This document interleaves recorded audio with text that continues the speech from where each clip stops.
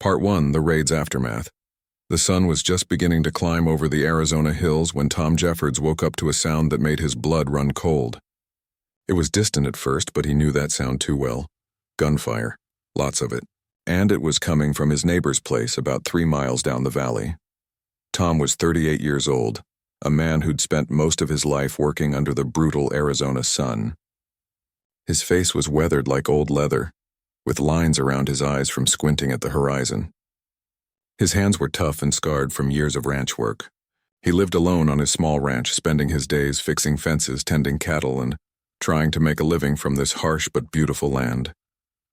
He grabbed his rifle and rushed outside. Black smoke was rising in the distance, thick and dark against the morning sky. Tom's heart sank. He'd seen this before. Raiders had hit the Johnson homestead, and by the looks of that smoke, they'd hit it hard. Tom saddled his horse quickly, his fingers working fast despite the fear crawling up his spine. The Johnson family had 2 young kids. He had to get there, had to see if anyone needed help. As he rode hard toward the smoke, the morning air felt heavy with dread. When he reached the homestead, the scene was worse than he'd imagined. The small house was still burning, orange flames licking at what remained of the wooden walls. The barn had collapsed completely. Bodies lay scattered in the yard, soldiers and raiders both. The territorial militia had arrived too late, chasing off the attackers, but not before the damage was done. Tom dismounted slowly, his legs feeling weak. He'd known the Johnson family. Good people, hard-working, they didn't deserve this. None of these frontier families deserved the violence that came with living in this territory, caught between angry Apache warriors defending their land and settlers trying to make a new life. He walked through the destruction, checking bodies, hoping against hope to find survivors. That's when he heard it. A small sound, barely audible over the crackling flames. A whimper coming from near the root cellar. Tom moved quickly toward the sound.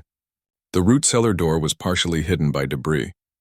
He pulled away burned wood and broken boards, his hands getting cut and blackened with soot. Then he saw them. 2 girls huddled together in the darkness of the cellar. They were Apache children, maybe 7 and 9 years old. Their clothes were torn and dirty, their faces streaked with tears and ash. When they saw Tom, they pressed themselves further back into the shadows, their eyes wide with absolute terror. Tom's mind raced. These girls must have been with the raiding party, or maybe they'd been taken by the raiders earlier. Either way, their families were likely among the dead scattered around the homestead. In the chaos of the fight between soldiers and warriors, these children had been left behind, forgotten in the violence. He knew what usually happened to Apache children found after raids. They were taken to mission schools far away, places where they were forced to forget their language, their culture, everything they knew. Some were treated even worse. The hatred between settlers and Apache ran deep, fed by years of bloodshed on both sides. Tom stood there for a long moment, looking at these terrified children. Every sensible part of his brain told him to ride to town, report what he'd found, let the authorities handle it. That's what any other rancher would do. That's what he should do, but something stopped him. Maybe it was the way the older girl was holding the younger one, trying to protect her even though she was just a child herself. Maybe it was because he'd seen too much death already that morning. Or maybe it was because Tom Jeffords had always been the kind of man who followed his heart more than his head, even when it got him into trouble. He set his rifle down slowly, making sure the girls could see he was putting it away. Then he raised his hands, palms open, showing he meant no harm. He spoke softly, even though he knew they probably couldn't understand English. "It's okay," he said gently. "I'm not going to hurt you. You're safe now." The girls didn't move. They just stared at him with those huge, frightened eyes. Tom could see they were shaking. Whether from cold or fear or both, he couldn't tell. He looked around and found some blankets that had been thrown from the house during the raid. He picked them up, shook off the dirt, and held them out to the girls. Still speaking in that same soft voice, he tried again. "You must be cold. And scared, I know. But you can't stay here." The older girl said something in Apache, her voice fierce despite her obvious fear. She was protecting her sister, that much was clear. Tom felt a wave of respect for the small, brave child. He thought for a moment, then did something that surprised even himself. He sat down on the ground, right there in the dirt, making himself smaller, less threatening. He wrapped one of the blankets around his own shoulders and pointed to it, then to the girls, trying to show them he just wanted to help them stay warm. Minutes passed. The fire crackled and popped behind them. Tom just sat there patient, giving them time. Finally, slowly, the older girl reached out and took the blankets. She wrapped them around herself and her sister, never taking her eyes off Tom. That was enough for now. Tom stood up carefully and walked back to his horse. He pulled out his canteen and some dried meat from his saddlebag. He set them on the ground between himself and the cellar, then backed away. "Food and water," he said, pointing. "When you're ready." He waited by his horse, giving them space. After a few minutes, the older girl crept forward, grabbed the canteen and food, and retreated back to the cellar. Tom heard them drinking desperately. They must have been hiding there for hours, maybe since before dawn. The sun was climbing higher now. Tom knew he had to make a decision. He couldn't leave these children here, alone in this place of death. But taking them with him? That was crazy. His ranch hands would quit. His neighbors would call him a traitor. The local authorities might even arrest him for harboring Apache children. But looking at those two small faces peeking out from the cellar, Tom knew he'd already made his choice. He'd made it the moment he'd heard their frightened whimper in the darkness. He walked slowly back toward the cellar, moving like he was approaching a spooked horse. He held out his hand, not grabbing, just offering. The older girl looked at his hand, then at his face, searching for something. Whatever she saw there must have been enough, because after a long moment, she took her sister's hand and slowly, carefully, stepped out of the cellar. Tom lifted them gently onto his horse, one in front, one behind the saddle. They were so light, so small. He wrapped the blankets tighter around them and began the long ride back to his ranch. As they rode away from the smoking ruins, Tom wondered what he'd just gotten himself into. He was a simple rancher, not a hero. He didn't have answers for the hatred and violence that plagued this territory. He just knew he couldn't leave two children to die or disappear into a system that would erase who they were. The girls held onto each other as the horse moved beneath them. Neither spoke. Neither cried. They just held on, two small survivors in a land that showed little mercy to anyone. Tom looked ahead at the trail leading home and made a silent promise. Whatever happened next, whatever trouble this brought him, he would keep these children safe. He would give them a chance at life, even if the whole territory turned against him for it. The morning sun beat down on them as they rode. Three unlikely souls bound together by tragedy, and one man's unexpected choice to show mercy in a merciless land. Part 4. The visit from the past. It was a hot summer afternoon when Skye saw them first. She'd been working with a young mare in the far corral when something made her look up toward the ridge that overlooked the ranch. Her breath caught in her throat. Riders. 5 of them silhouetted against the bright sky. Apache riders. Skye's heart started pounding. She recognized the way they sat on their horses, the way they moved. These were warriors, and they were watching the ranch. For a moment, she was 7 years old again, hiding in a root cellar, listening to the sounds of battle, terrified and alone. "Morning Star," she called, trying to keep her voice steady. "Get Tom. Tell him we have visitors." Morning Star heard the tension in her sister's voice and ran toward the house without asking questions. Tom came out a minute later, his hand instinctively near his gun, though he kept it relaxed. He'd learned over the years that reaching for a weapon too quickly could turn a tense situation deadly. The riders didn't move. They just sat there on the ridge watching. Tom walked slowly to where Skye stood, putting himself slightly in front of her, a protective gesture he probably didn't even realize he was making. "You recognize them?" Tom asked quietly. Skye squinted up at the ridge, her hand shading her eyes from the sun. Then her face went pale. "The one in the middle," she whispered. "That's my uncle. Broken Arrow. My mother's brother." Tom felt his stomach drop. This was the moment he'd always known might come, but had hoped never would. "The Apache had come for the girls. What do you want to do?" he asked Skye, leaving the decision to her. "I don't know," she admitted, her voice shaky. "I don't even know if he knows it's me up here." As if in answer, one of the riders made a gesture, a sign of peaceful intent. They wanted to talk. Tom took a deep breath and made his decision.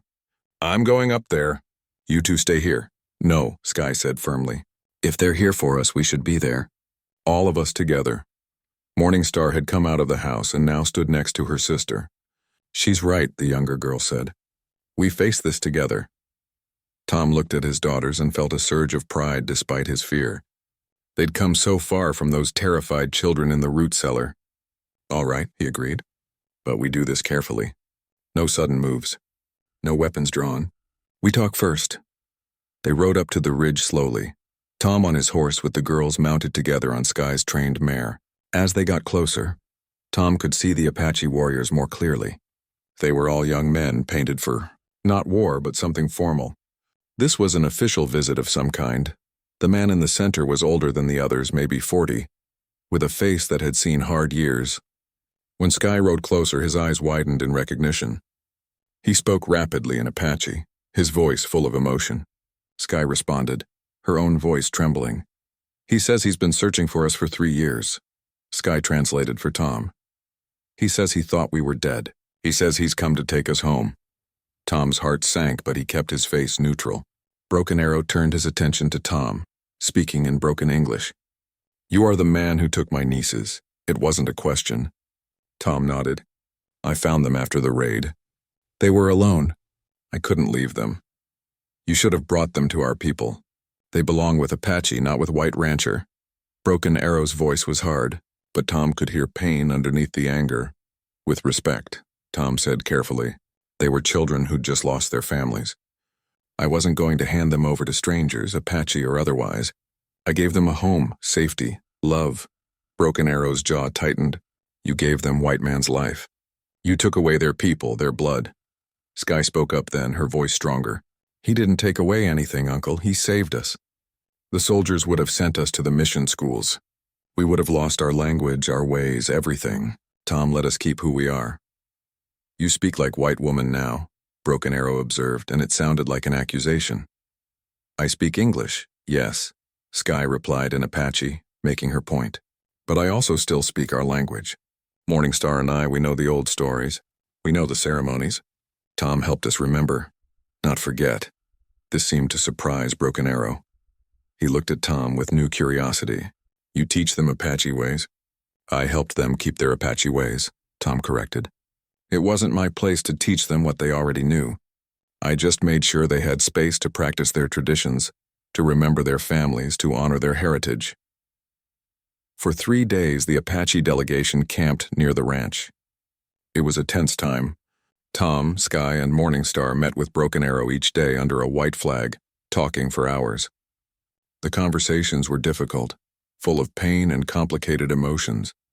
Broken Arrow told them what had happened to their people in the years since the raid. More violence, more deaths, more families torn apart. The Apache were being pushed further and further from their traditional lands, forced onto reservations, their way of life disappearing. He'd been searching for his nieces as a way to save something of his family, to bring back at least these 2 pieces of what he'd lost. Our people need you, he told Sky and Morningstar. You are our blood. You belong with us, helping us survive, keeping our ways alive. Sky and Morningstar listened, torn between 2 worlds. Tom could see the conflict in their eyes, the pull of blood and heritage against the love and life they'd built at the ranch. He wanted to fight for them, to argue why they should stay, but he knew this wasn't his decision to make. On the 3rd evening, Tom sat with the girls in the house, giving them space to talk privately. Whatever you decide, he told them, I'll support it. If you want to go with your uncle, I understand. If you want to stay, I'll fight for your right to do that. But this has to be your choice. The girls looked at each other, that silent communication that siblings have. Then Sky spoke, first in Apache, then in English, making sure Tom understood every word. We want to talk to Uncle Broken Arrow together, all 3 of us. Because we are family too, all of us.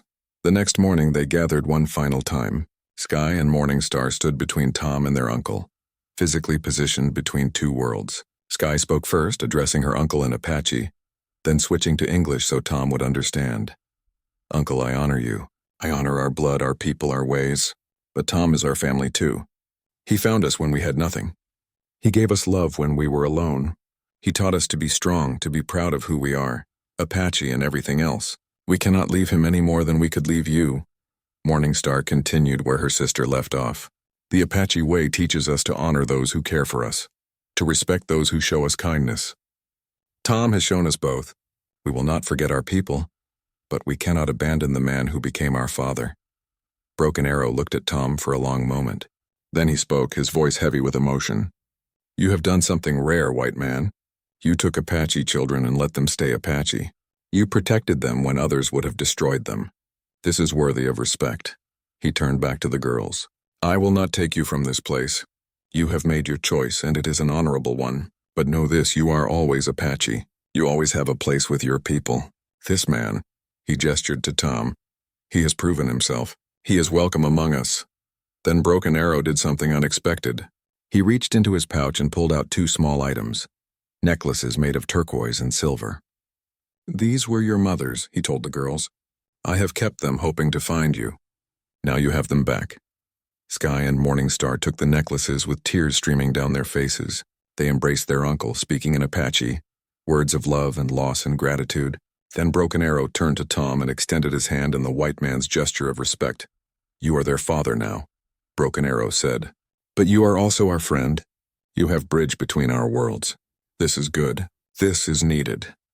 Tom shook his hand, feeling the weight of this moment. "I will protect them with my life," he promised. "And I will make sure they never forget who they are, where they come from." "I know this," Broken Arrow replied. "I see it in their eyes. They are strong because you made them strong. They are proud because you let them be proud. You did right thing even when it was hard thing."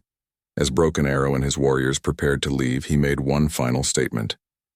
"I will return sometimes to see my nieces. And if you ever need help, if anyone threatens you or these girls, you send word. Apache protect their own, and now you are part of that."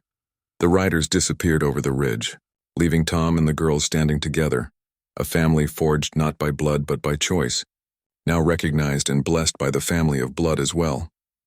That night, Sky and Morningstar wore their mother's necklaces and told Tom stories about their earliest memories, stories they'd been too young or too traumatized to share before.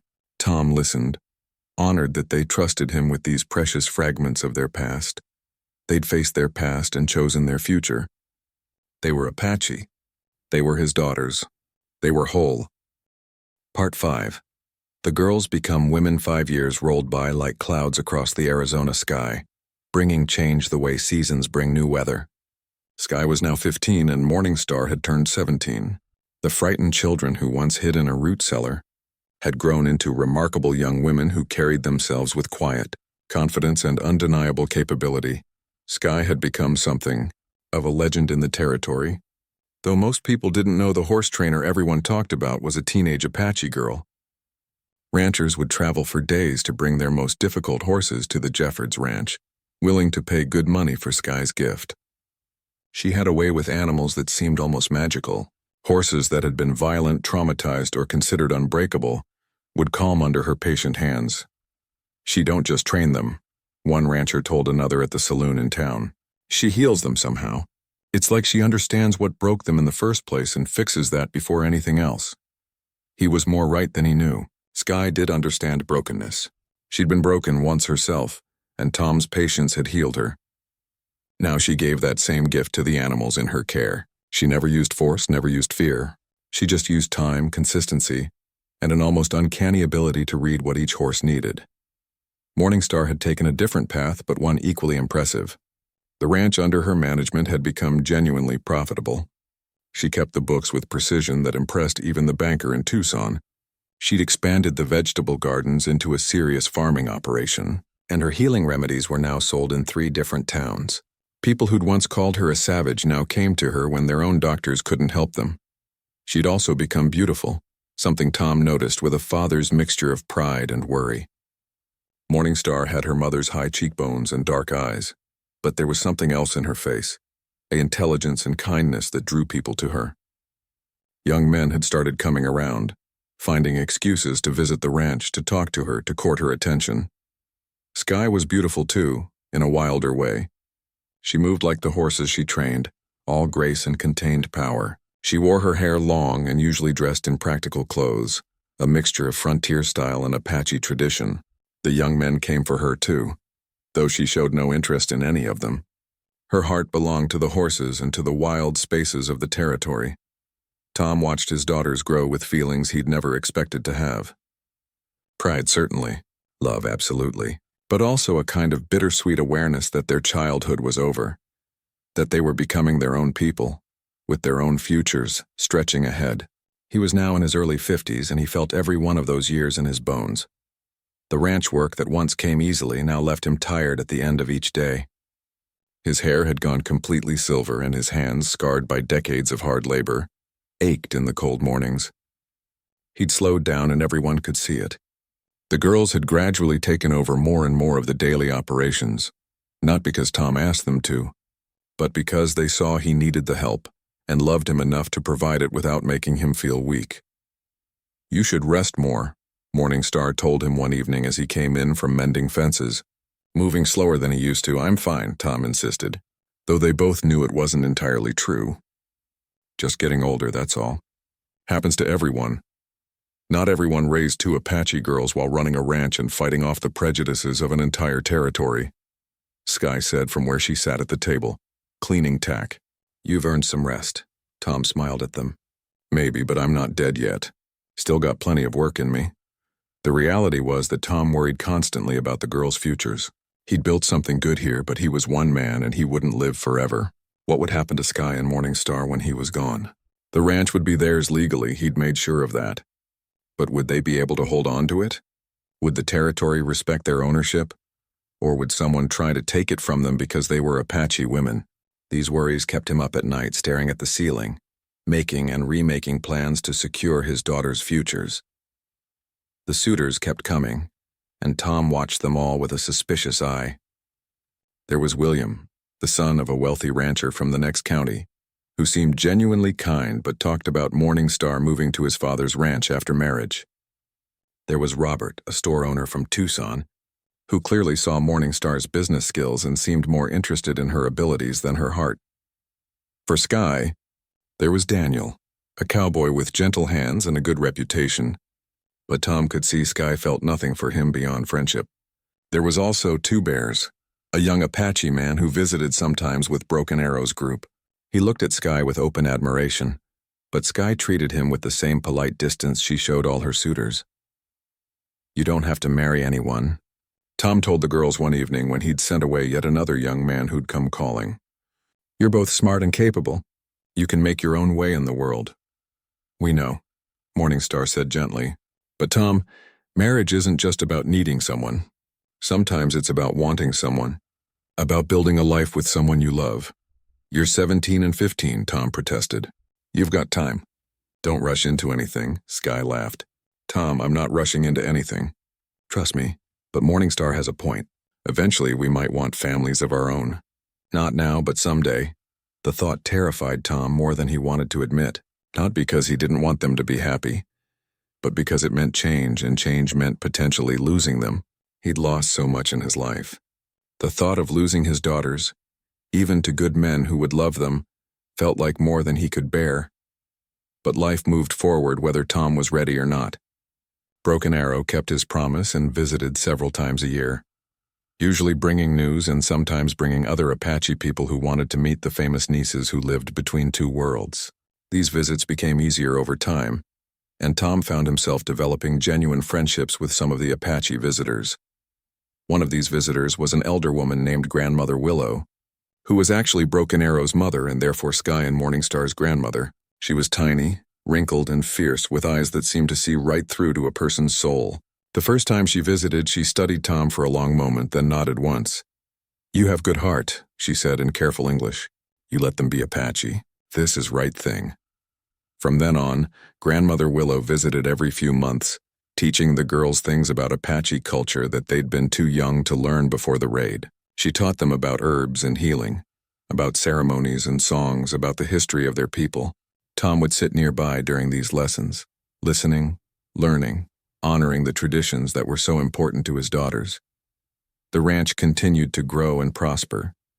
They'd hired more help, good men who respected the girls and understood that this was an unusual but successful operation.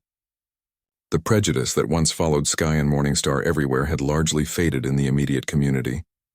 People knew them now as individuals, as the horse trainer who could work miracles and the healer who'd saved countless lives with her remedies.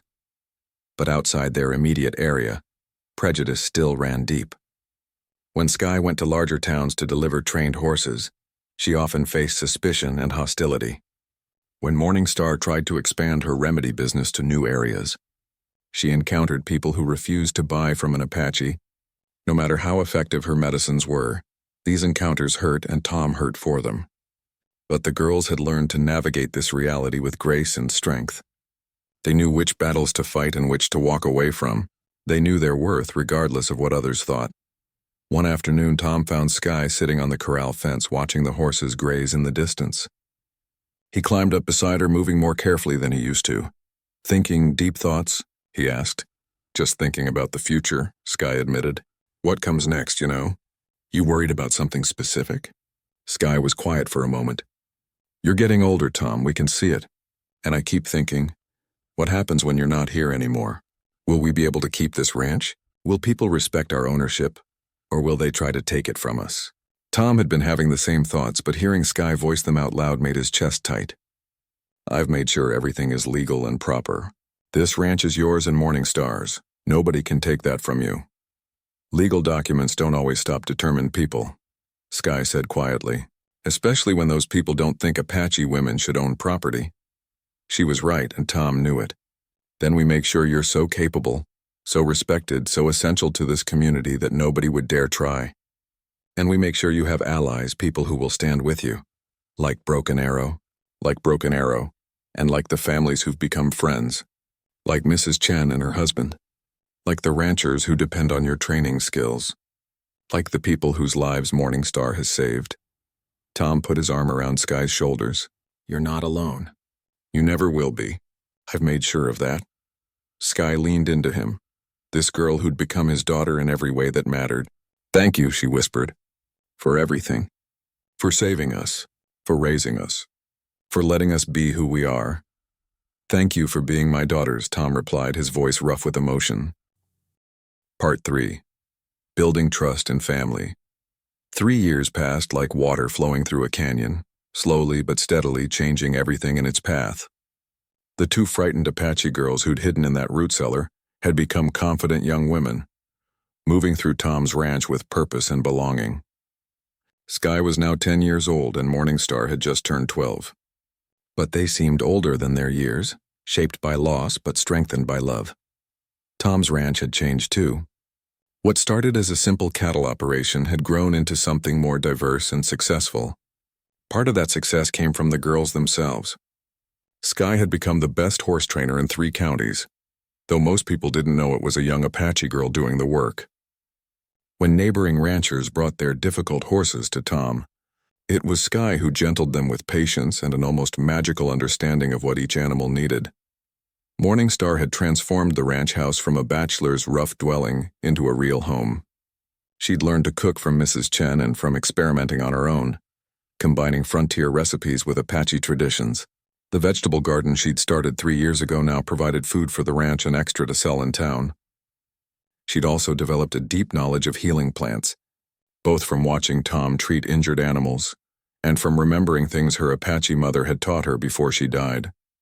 The language barrier that once separated them had dissolved almost completely.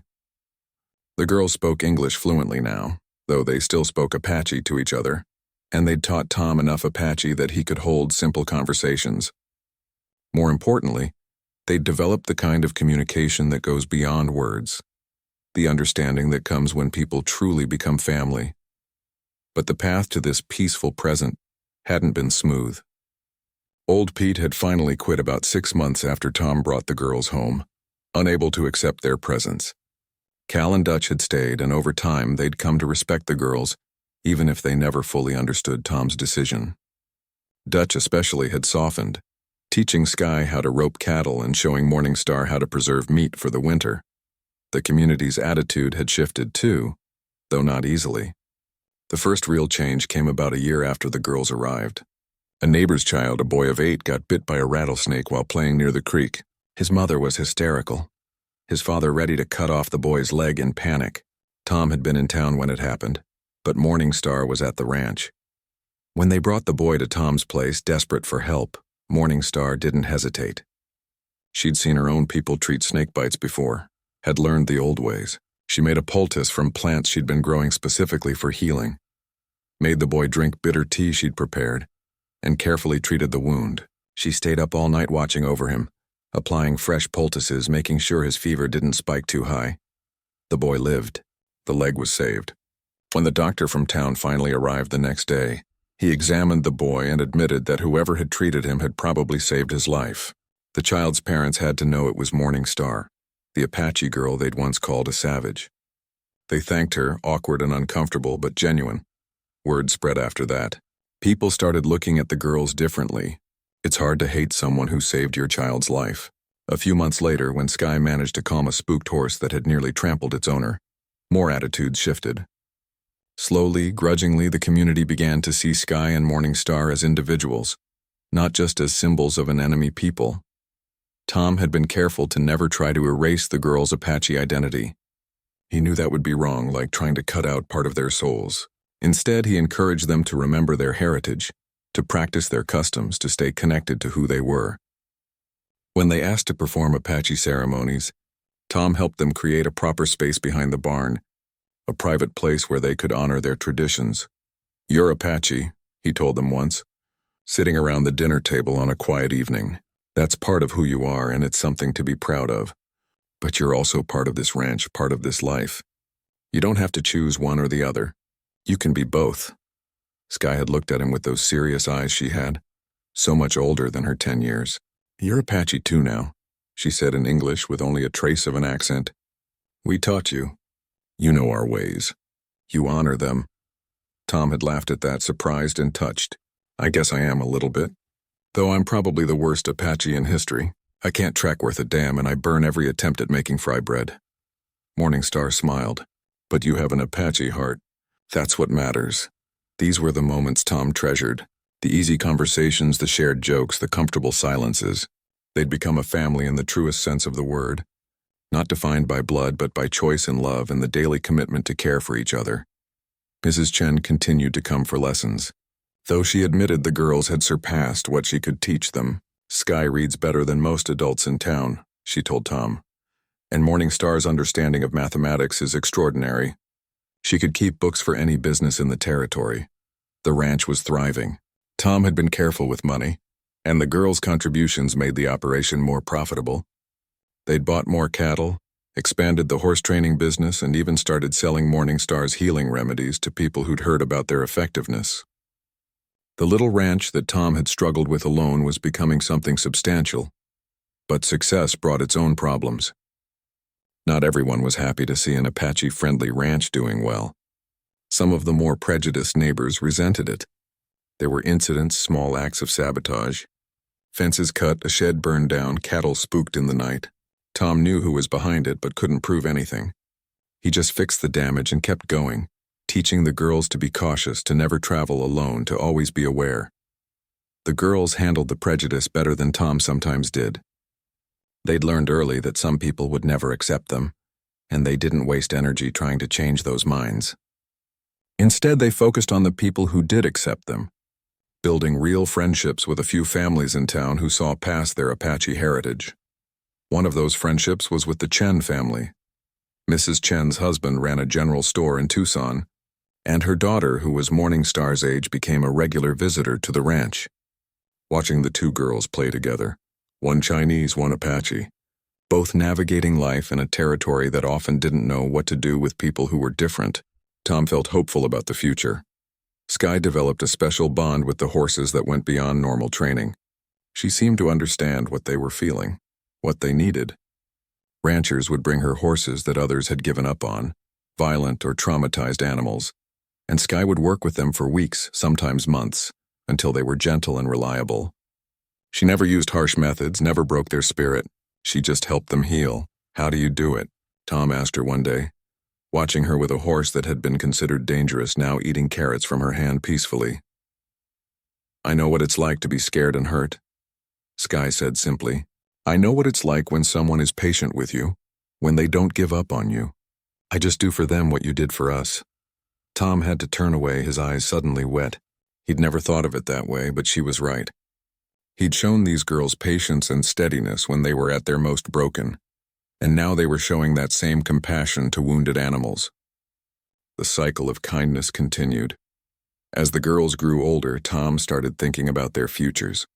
Sky would probably want to continue working with horses. She had a natural gift for it. Morning Star showed interest in healing and medicine. Maybe she could become a real doctor someday, though Tom knew that would be difficult for an Apache woman.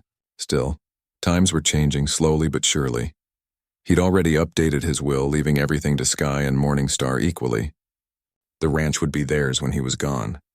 The lawyer in town had given him trouble about it, questioning whether Apache girls could legally own property, but Tom had insisted. He'd made sure everything was properly documented, properly legal. On Sky's 10th birthday, Tom gave each girl a special gift. For Sky, it was a beautiful saddle that he'd had custom made, with Apache designs tooled into the leather. For Morningstar, it was a complete set of medical books, expensive volumes that had cost him a small fortune, but were worth every penny to see the wonder in her eyes. "You're not just keeping us safe anymore," Morningstar said that night, hugging the books to her chest. "You're helping us become who we're meant to be." "That's what family does," Tom replied. "We help each other grow. We lift each other up." As he watched his daughters, that's how he thought of them now as they examined their gifts with joy. Tom felt a contentment he'd never experienced before in his life. He'd been a lonely man for so long, focused only on survival and making his ranch work.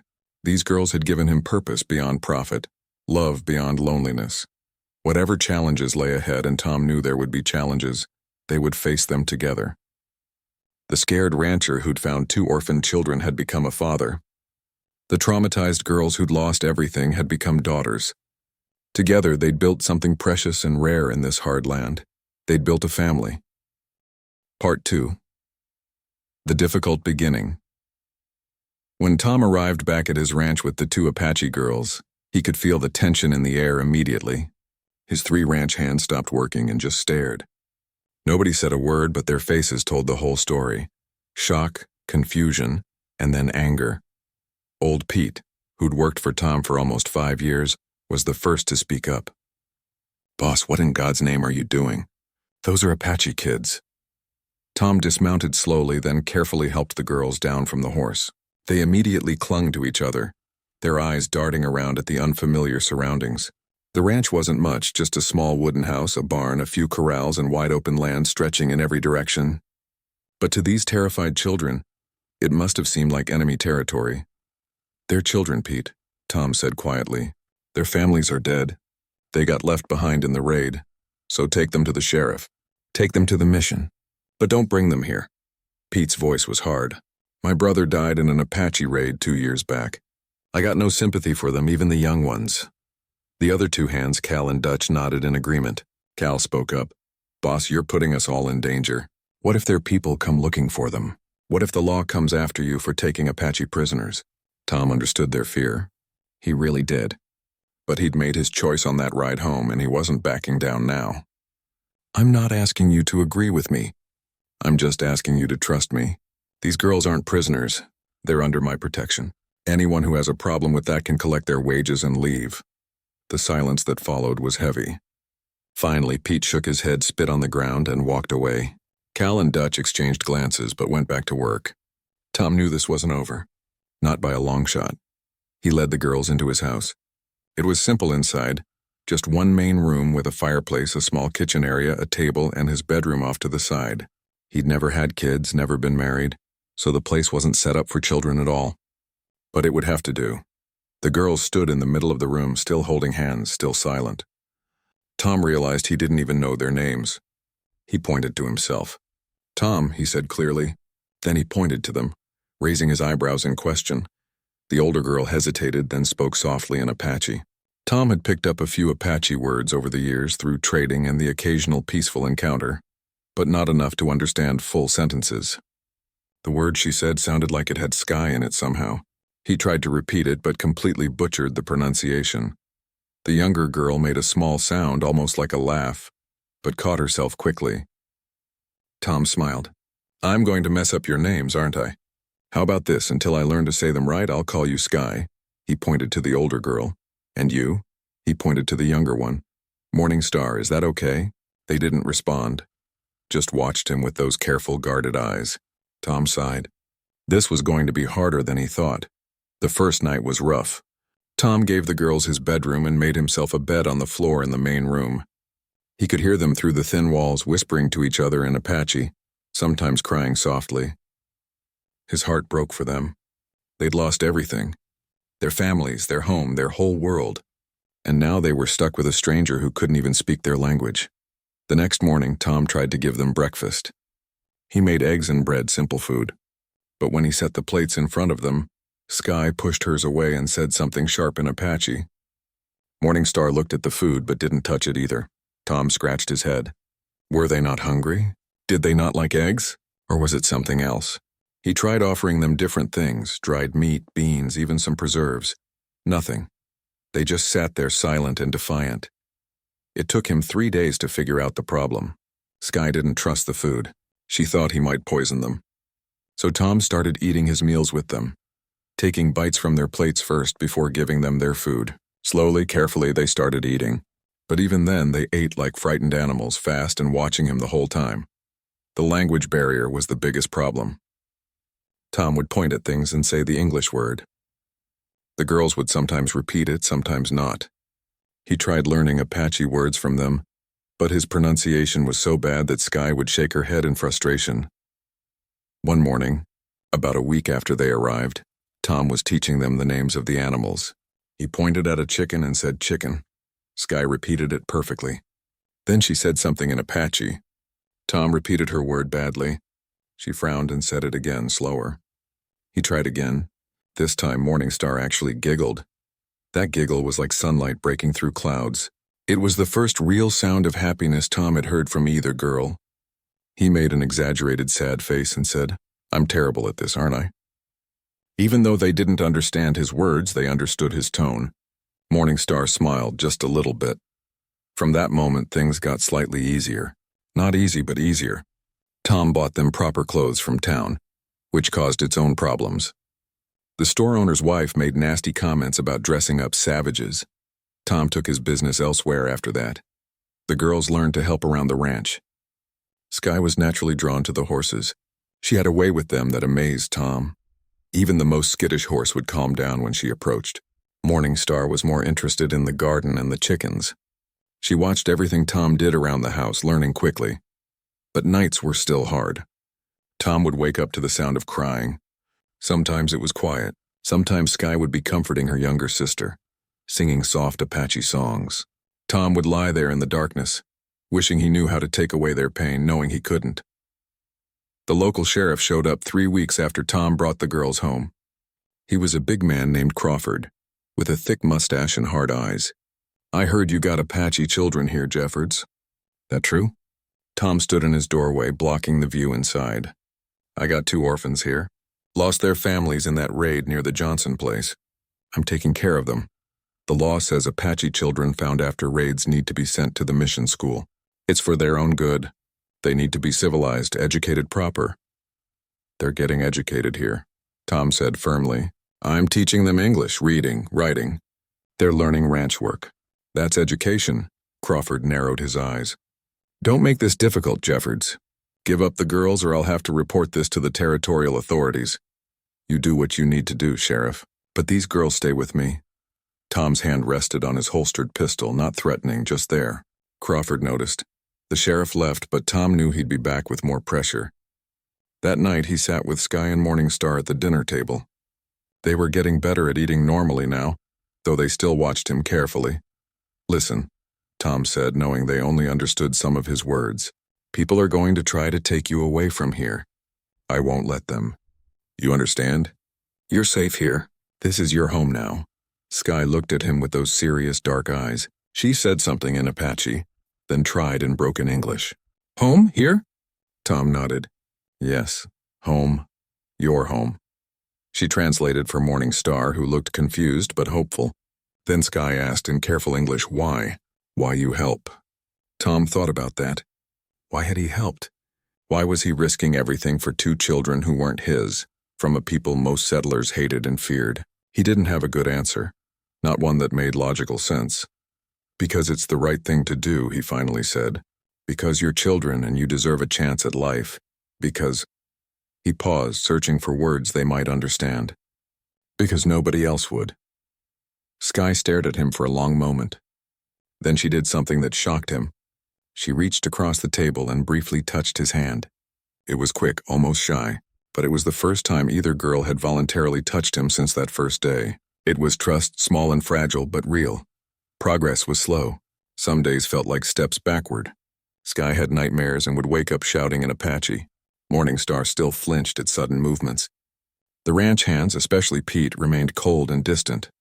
Neighbors who used to wave when passing by Tom's land now rode past without acknowledgement. But there were good moments, too. The morning Tom woke up to find Morningstar had gathered eggs without being asked. The afternoon Sky successfully broke in a stubborn young horse that had been giving Tom trouble for weeks. The evening he heard both girls laughing together while playing with the ranch dog. 3 months after he'd found them, Tom hired a retired schoolteacher from Tucson, an older woman named Mrs. Chen, who'd taught missionary students before. She agreed to come out to the ranch twice a week to properly teach the girls reading, writing, and arithmetic. Mrs. Chen was surprised by how quickly the girls learned. "They're sharp as tacks," she told Tom after the first month. "Sky is reading at a level beyond her age already, and Morningstar has a head for numbers I've rarely seen." "You've done well with them, Mr. Jeffords." Tom felt a swell of pride he hadn't expected. These girls weren't his by blood, but somewhere along the way, they'd started to feel like family. He didn't know what the future held, what challenges would come, but he knew one thing for certain. He would protect them, no matter what it cost him. Part 7. The Raiders' return spring turned to summer, and Tom slowly regained enough strength to move around the ranch, though he tired easily and couldn't do heavy work anymore. Sky and Morningstar had fully taken over the daily operations, and the ranch continued to prosper under their capable management. Tom spent his days offering advice, keeping the books when Morningstar was busy, and generally trying not to feel useless. It was on a bright April morning, the kind that made you glad to be alive when trouble arrived. Tom was sitting on the porch watching Sky work with a young stallion in the far corral, when he noticed dust rising from the eastern trail. Riders. 6 of them. Coming fast. Something about the way they rode made Tom's instincts flare. He stood slowly, his hand moving to the rifle he now kept close. "Sky," he called. "Morningstar?" "We've got company, and I don't think they're friendly." The girls reacted immediately. Sky left the horse and moved quickly toward the house, her own rifle in hand. Morningstar emerged from the barn where she'd been preparing herbal remedies, wiping her hands on her apron but her eyes sharp and alert. The 6 men rode into the ranch yard with the aggressive confidence of people who thought they had the upper hand. They were rough-looking characters, the kind that made Tom's skin crawl. Outlaws, probably, or at least men who lived on the edge of the law. The leader was a big man with a scarred face and cold eyes that evaluated the ranch with obvious greed.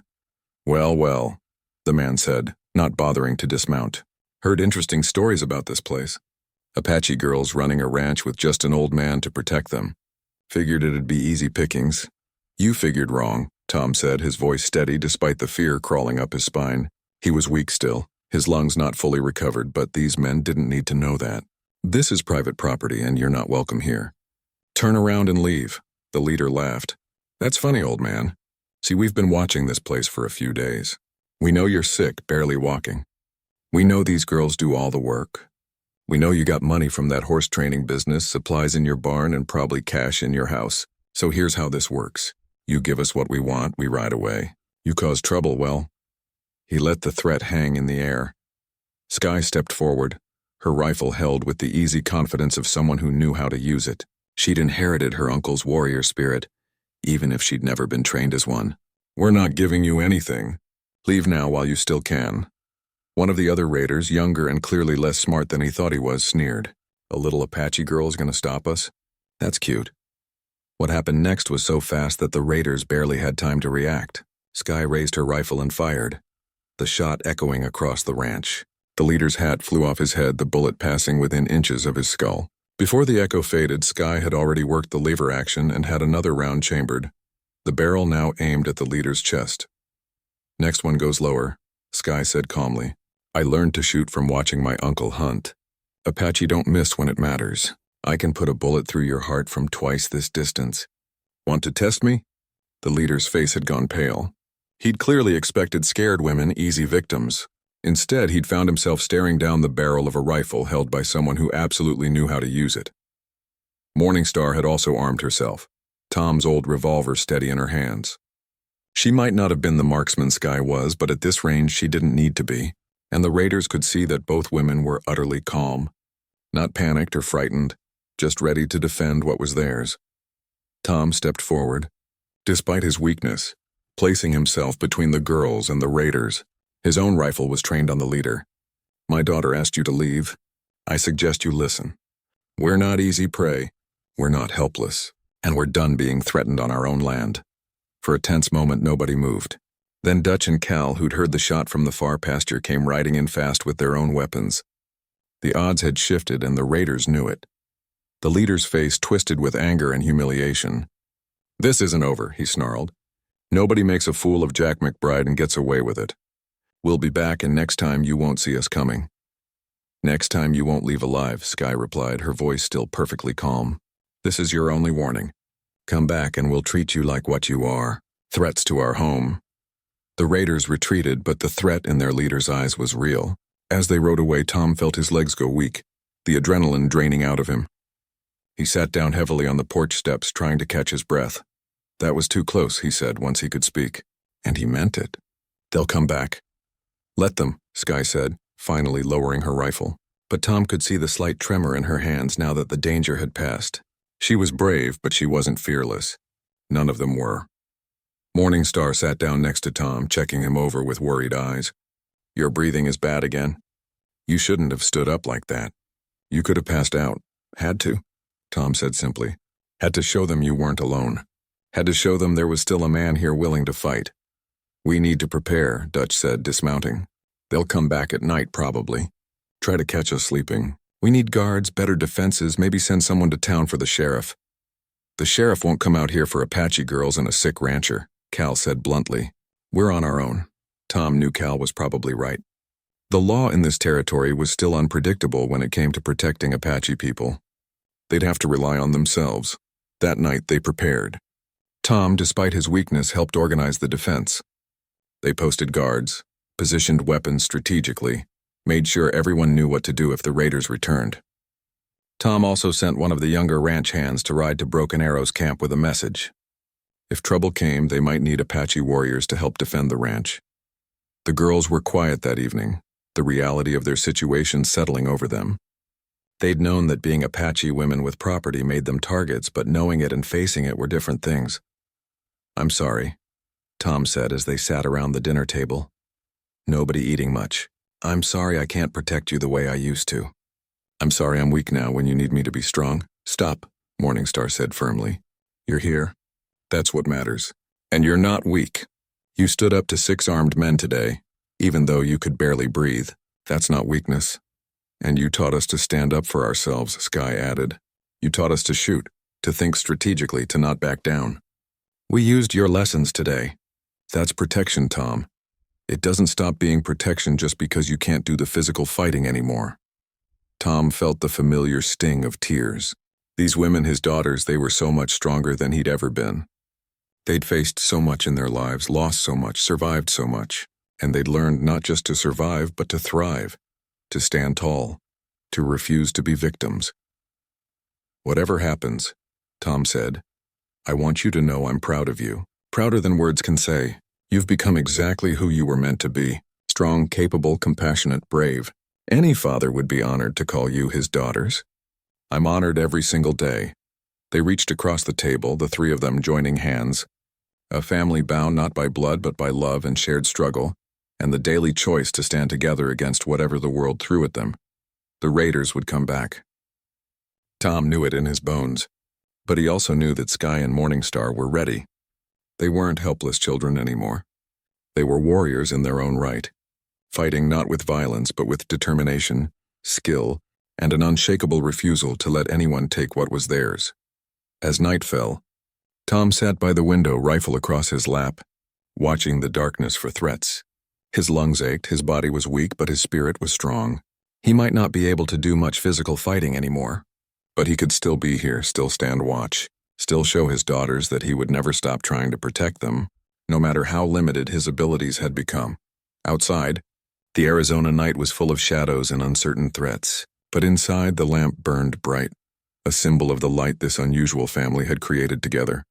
a light that no amount of darkness could completely extinguish. Part 6. Tom's Decline. The winter of 1885 came early and harsh, bringing bitter cold that seemed to seep into bones and stay there. Tom had weathered many Arizona winters, but this one felt different. It started with what seemed like a simple cold, just a cough that wouldn't quite go away, a tiredness that rest couldn't fix. "You should see the doctor in town," Morningstar urged, noticing how Tom struggled to catch his breath after simple tasks.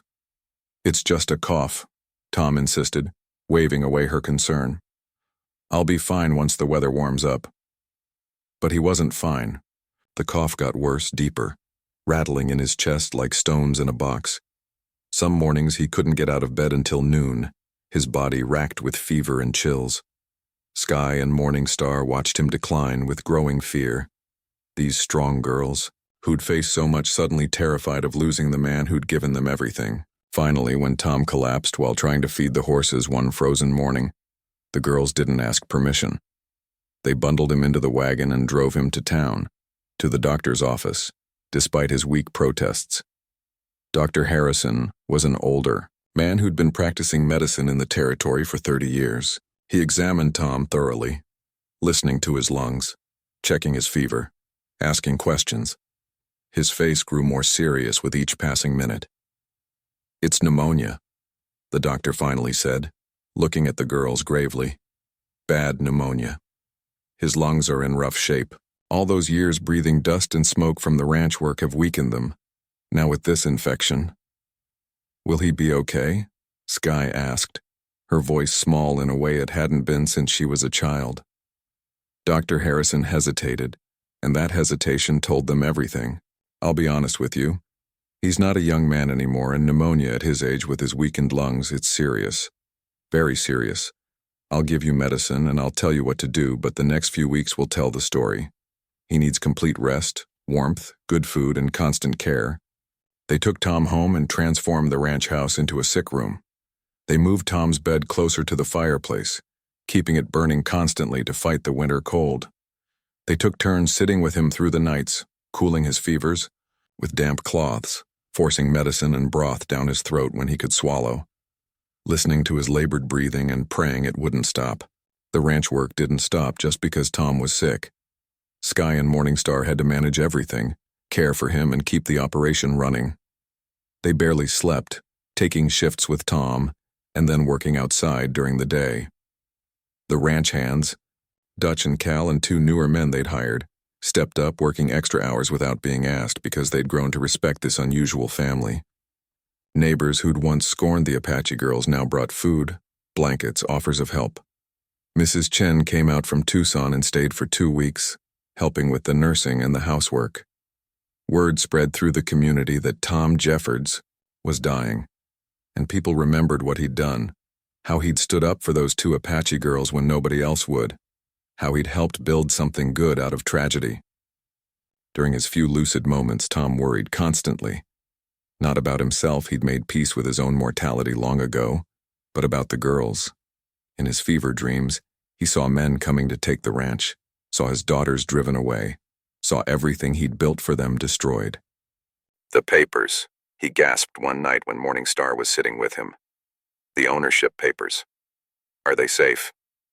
"They're safe," Morningstar assured him, holding his hot hand. "Everything is in order, Tom. Don't worry about that now. Just focus on getting better." "Promise me," Tom insisted, his grip surprisingly strong. "Promise me you'll fight for this place. Don't let anyone take it from you. It's yours. You earned it." "We promise," Morningstar said, tears streaming down her face. "But you're not going anywhere. You're too stubborn to die. We won't let you." Tom tried to smile. "I taught you well. Too stubborn for your own good, both of you." The fever broke after 3 weeks, leaving Tom weak as a newborn calf but alive. Dr. Harrison came out to check on him and seemed genuinely surprised to find his patient still breathing. "Those girls saved your life," the doctor told Tom. "Their nursing was better than what you'd find in most hospitals, and those Apache remedies Morningstar was using alongside my medicine, whatever they were, they helped. You're a lucky man." Tom looked across the room to where Sky and Morningstar were finally sleeping, collapsed together on the sofa after weeks of constant vigilance. "I know," he said softly. "Luckiest man alive." Recovery was slow and frustrating.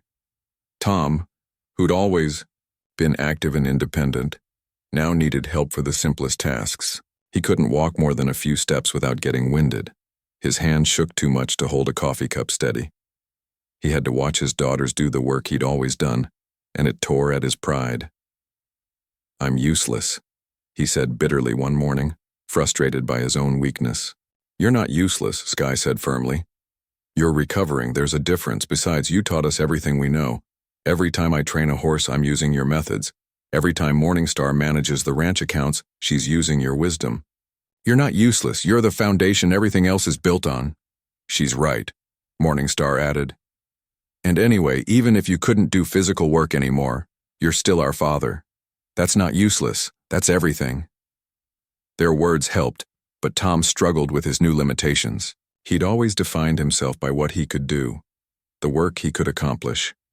Now he had to learn a new way of being, one where his value wasn't in his physical strength, but in his presence, his guidance, his love. As winter finally released, its grip and spring began to warm the land. Tom regained some strength. He could walk around the ranch house without help. He could sit outside in the sun and watch the horses. He could join the girls for meals without falling asleep halfway through.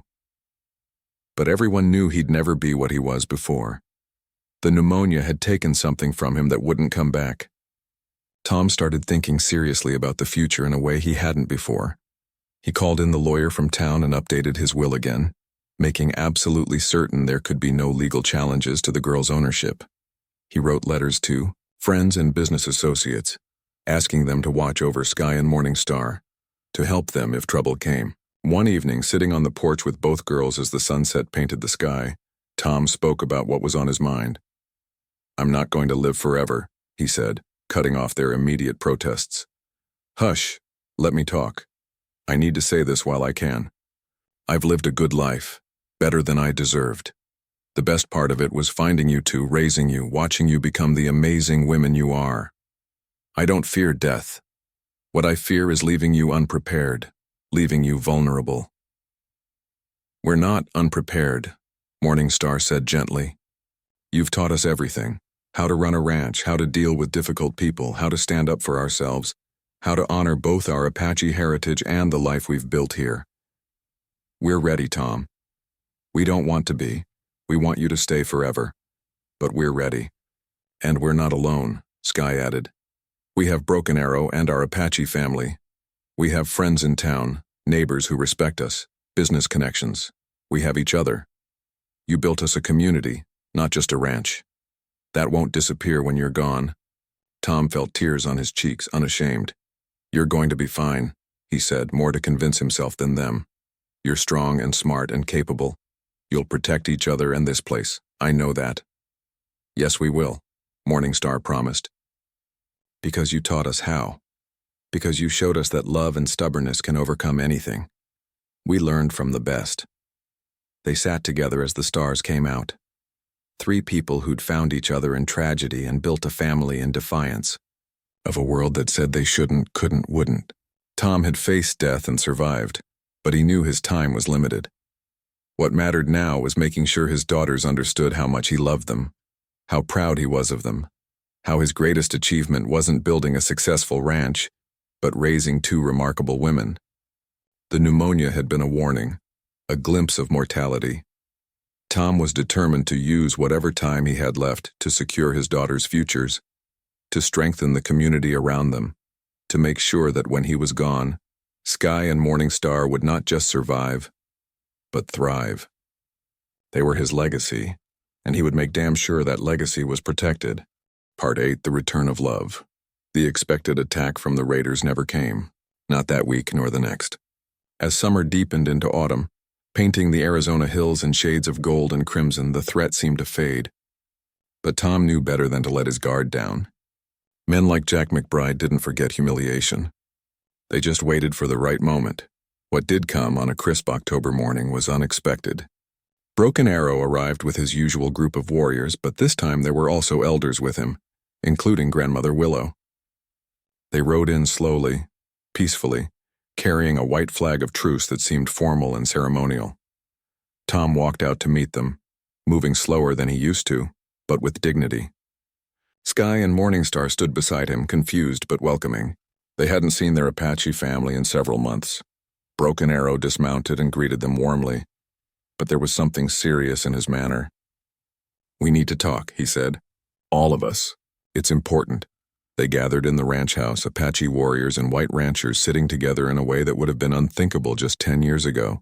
Grandmother Willow sat in the place of honor, her ancient eyes sharp as she studied everyone present. Broken Arrow spoke first, in both Apache and English, so everyone could understand. "We've heard about the raiders who threatened this place. We've heard about the danger you face. Our people have been watching, making sure they don't return. But this brings up bigger questions about the future." He paused, looking at Sky and Morningstar with deep affection. "You are Apache. You are also part of this ranch, this life. You walk between two worlds and you do it with honor. But Tom grows older. His health fails. Soon you will be alone. Two Apache women trying to hold on to land that many white men want. This worries us." Tom felt his chest tighten, knowing where this was going. Broken Arrow was going to ask the girls to return to the Apache people, where they'd be protected, surrounded by their own. But Broken Arrow surprised him. "Our people have talked. The elders have discussed. We want to make you an offer, all three of you. Come to us. Not to give up this ranch, but to bring both worlds together. We will help you protect this land. We will send warriors to guard it when needed. And you, Tom Jeffords, will be accepted as one of us. You have earned this honor by how you raised our daughters." Tom was speechless. He'd expected demands that the girls leave, not an invitation to join the Apache community. Grandmother Willow spoke next, her voice thin but powerful. "You gave our granddaughters what they needed most, love and respect for who they are. You could have tried to make them white, to erase their Apache spirit. Instead, you helped them stay Apache while learning to survive in the white world. This is wisdom. This is love. You are already Apache in your heart. Now we make it official." Morningstar was crying softly, and Sky's eyes were bright with unshed tears. Tom felt overwhelmed, honored in a way he'd never expected, but he also felt the weight of his failing health, the reality that he couldn't be what these people deserved. "I'm honored," Tom said, his voice rough with emotion. "More than I can say. But I'm an old man now, sick and weak. I don't know how much time I have left. I don't want to accept your generosity only to leave these girls even more vulnerable when I'm gone." "That's exactly why we make this offer now," Broken Arrow said. "When you're gone, Sky and Morningstar will not be alone. They will have Apache protection, Apache family. No one will dare threaten them when they have warriors willing to defend them. And until that time comes, we stand with you, all of you, as one family." Sky spoke up then, her voice steady despite her tears. "Uncle, we're grateful. More grateful than words can express. But we have another idea. Something we've been talking about since those raiders came. What if this ranch became something more? What if it became a place where Apache and white people could meet peacefully, trade fairly, learn from each other?" Morningstar continued her sister's thought. "We've seen how fear and hatred come from not knowing each other. But we know both worlds. We could build something here, a bridge between peoples. Tom taught us that love and respect can overcome prejudice. What if we made that lesson bigger, showed the whole territory what's possible?" Tom looked at his daughters with amazement. They'd taken the fear from the raider attack and turned it into vision, into possibility. They weren't just thinking about survival. They were thinking about creating something that could change their corner of the world. Broken Arrow and the elders looked at each other, silent communication passing between them. Finally, Grandmother Willow nodded slowly. "This is good thinking. The fighting between our peoples has brought only pain. Perhaps it's time to try a different way. Your ranch, it could be neutral ground, a place of peace and trade." Over the next hours, they talked and planned. The Apache would help protect the ranch from threats like the McBride gang. In return, the ranch would become a trading post where Apache people could come safely, where fair prices would be guaranteed, where white settlers could meet Apache people in peace and learn they weren't the monsters that fear had made them. Sky would continue her horse training, teaching both white and Apache young people her methods. Morningstar would expand her healing practice, sharing knowledge between Apache medicine and frontier remedies. The ranch would become a school of sorts, a place of exchange and learning. It was ambitious, maybe even impossible. But sitting there with Apache elders and his daughters planning this future together, Tom felt something he hadn't felt in months: hope. 2 weeks later, the first formal gathering happened. Broken Arrow brought a group of Apache people, families not warriors, to the ranch. Several neighboring white families came too, curious and cautious. Mrs. Chen came from Tucson with her family. Dutch and Cal helped organize everything, setting up tables and making sure everyone felt welcome. It was awkward at first. Years of fear and hatred don't disappear in an afternoon. People stayed in separate groups, eyeing each other with suspicion. But then Sky brought out a difficult horse, one that everyone knew had been considered unmanageable, and showed how gentle it had become under her care. Apache visitors murmured in appreciation, recognizing her skill. White settlers watched in amazement. Morningstar set up a demonstration of her healing remedies, explaining how she combined Apache herbal knowledge with frontier medicine. She showed how certain plants could reduce fever, how others could fight infection. People listened, fascinated, realizing there was wisdom in traditions they'd dismissed as savage. Food was shared, cautiously at first, then more freely. Apache women showed frontier women how to prepare certain foods. Frontier women shared their recipes. Children, bolder than their parents, started playing together. The universal language of childhood breaking down barriers that adults struggled with. Tom watched it all from the porch, too weak to do much but observe. His heart was full.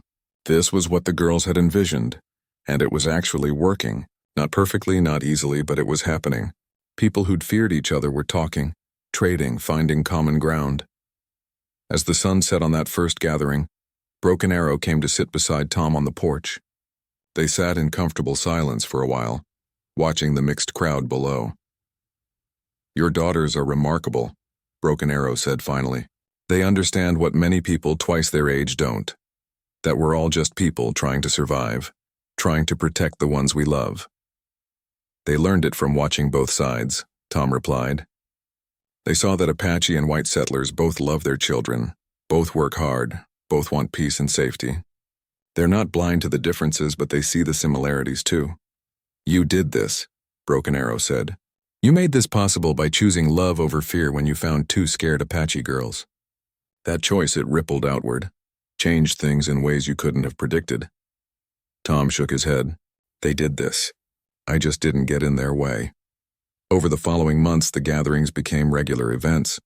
The ranch became known throughout the territory as a place of peace, where anyone could come regardless of whether they were Apache, white, Mexican, or anything else. Trade flourished, friendships formed, understanding grew slowly but steadily. The McBride gang never did return. Word had spread that the Jeffords Ranch was under Apache protection now, and even outlaws weren't foolish enough to attack a place guarded by warriors. The threat that had loomed over them faded like morning mist.